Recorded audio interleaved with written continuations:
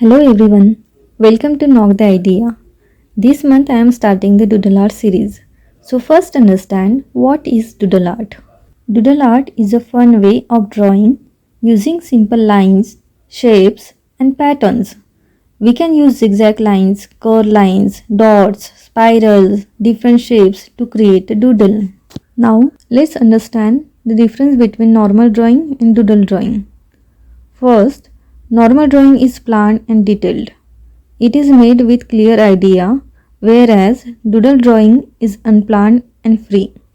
It is drawn casually without thinking much.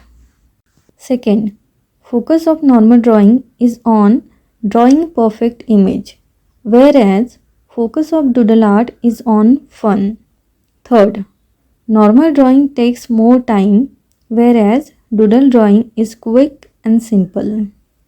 Fourth, look of normal drawing is more realistic, whereas look of doodle drawing is simple, cute and funny. Fifth, the purpose of normal drawing is to draw meaningful art, whereas purpose of doodle drawing is relaxation, decoration and express our ideas in fun way. Now look at this. Normal drawing apple is realistic, perfect with many detailing, whereas doodle drawing apple is imperfect but funny. I hope you understood the difference between normal drawing and doodle drawing.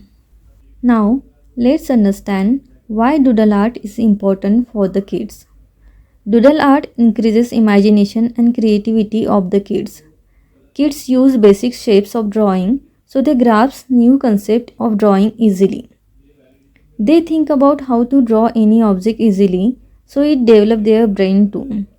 And kids can connect with their drawing as they add their emotions, expressions to the drawing.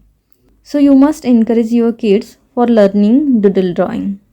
In this series, I am focusing on theme doodle like fruit doodles, shape doodles, animal doodles, which will help kids in school competition too.